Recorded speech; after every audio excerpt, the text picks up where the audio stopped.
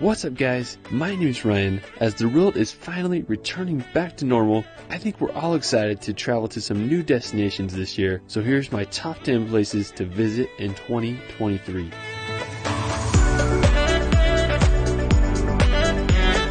With almost all countries finally open for tourism, 2023 is the year of travel. Whether you explore the fjords of Norway or witness the wonders of Patagonia, I hope that in 2023 you can safely travel to some new places in our beautiful world. Let's start this video off at the Portuguese island of Madeira. Located in the Atlantic Ocean off the coast of Africa, Madeira is often called the Hawaii of Europe, and after visiting it, I totally understand why. The island was born of volcanic origins, and if you love hiking or just relaxing on the beach, Madeira is the place for you. Ponta do Sol was my favorite place for swimming. There was no sand, just smooth boulders, but the ocean was amazing to swim in, and there was a place to go cliff jumping. My favorite place on Madeira is Pico do Arriero. It's one of the tallest points on the island, and since you're so high up, you'll often be in or above the clouds. Now the hiking there is exquisite, the trails are so well maintained, and you get some of the most phenomenal views, and you don't even need to hike that far. I was blown away by the dramatic peaks and unique reddish and orange colors of the rock. There's this one peak called Pico do Gato that was my favorite. I mean, if you're up for adventure in 2023, you gotta give Madeira a visit. After, we're going to head up to Western Norway. I was here recently and I was just blown away by the beauty of this country. I really like Western Norway in particular because it's home to a majority of Norway's fjords, and the landscapes there are just on another level. One of Norway's most well-known fjords is Geiranger Fjord.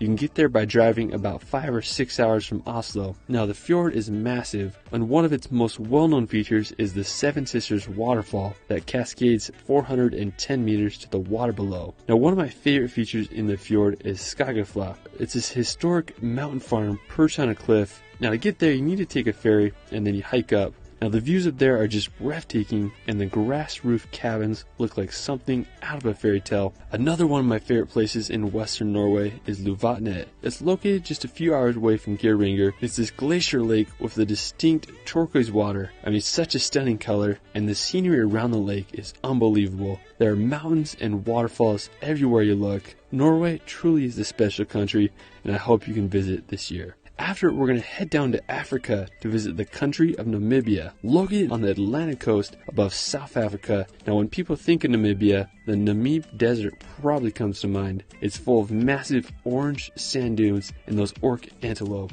Now one of my favorite places in the Namib Desert is Dedvli. It's this clay pan surrounded by massive dunes, and what makes it so unique is that there's these trees that died 600 years ago because water stopped coming into the area and they are frozen in time. Now another one of my favorite places in Namibia is the Spitskoop. It's this granite mountain that reaches 1,728 meters above sea level, and it's been called the Matterhorn of Namibia.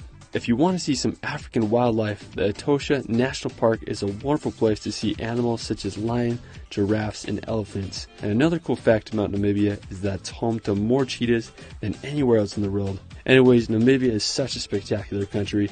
I hope you can visit. Now while we're still in Africa, we're going to head to the islands of the Seychelles. Now located in the Indian Ocean off the coast of East Africa, the Seychelles are an archipelago made up of 115 islands and are home to some of the world's most famous beaches. Now when you fly into Seychelles, you'll probably come to the island of Mahi. It's the biggest island in the archipelago and also home to Victoria, which is the island's capital. Now there's a lot to do and see on Mahi, and it's also a great place to venture off to the other islands. One of the most famous places in all the Seychelles is the beach called Anse Source d'Argent. It's located on the island of La Digue, which you can reach by taking a ferry from the neighboring islands. It's often rated as one of the world's most beautiful beaches, and I totally understand why. It has these massive granite boulders that create an otherworldly landscape. Now afterwards, we're going to head over to South America to visit Patagonia. Located in both bottom halves of Chile and Argentina, Patagonia is easily one of the most beautiful regions in the world. It has fjords like Norway, sounds like New Zealand, and the mountains are comparable to the Alps. Now one of the most famous places in Patagonia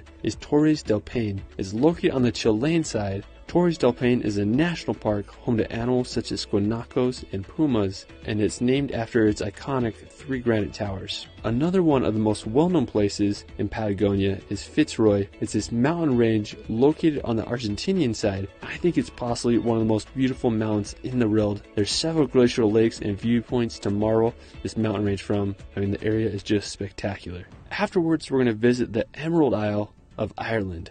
I went here for the first time this summer, and it quickly became one of my all-time favorite countries. It's a land full of magical landscapes, dramatic coastlines, and enchanting history. One of the main reasons I wanted to go to Ireland was to visit the Great Skellig Island. You may recognize it as Luke Skywalker's hideout in the Star Wars movies. It's famous for being a monastic settlement that housed monks in these beehive-shaped huts until the 13th century. Now the island really is something else. You can only reach it by taking a boat over a rough sea. Now when we got to the island, I just loved walking up the 618 steps to the monastery. It's easily one of the most impressive places I've ever been. Now another amazing spot in Ireland is the Cliffs of Moher. They're probably Ireland's most recognizable destination, with cliffs that rise over 214 meters above the sea. I just loved walking along the cliffs and marveling at the beauty. Ireland is just such an amazing country. Afterwards, we're going to head over to France to visit the French Riviera. Also known as the Côte d'Azur, the French Riviera is one of the most highly sought after destinations in Europe. It's located in southern France on the Mediterranean Sea. One of my favorite places on the Riviera is Èze. It's this medieval hilltop village that was founded around the 14th century. When you walk through the village, you'll feel like you're going back in time. I loved all the cobblestone paths that winded through Èze. Now while you're there, you can hike to the top and reach the exotic garden that not only has beautiful plants, but an amazing view of the Riviera. Another one of my favorite towns on the French Riviera is Saint-Tropez. It's renowned for its beaches, nightlife, and luxurious lifestyle. I really enjoy just walking around the town and just marveling at its beauty. Now if you're into more nature, I recommend you check out the Calanques near Cassis. They offer some of France's best scenery with incredible sea coves surrounded by daunting cliffs. The one I really wanted to go to is called Calanques d'Envaux. Now you can only access it by hiking or taking a kayak in. When I reached the beach, I was just amazed by the steep white cliffs coupled with the greens of the pines and blues of the water. We went for a swim and the water clarity was amazing. I wanted to find a clifton spot, and after swimming down the cove, I found this little rock about 7 meters high and sent a few jumps off it. I mean, there's truly no better feeling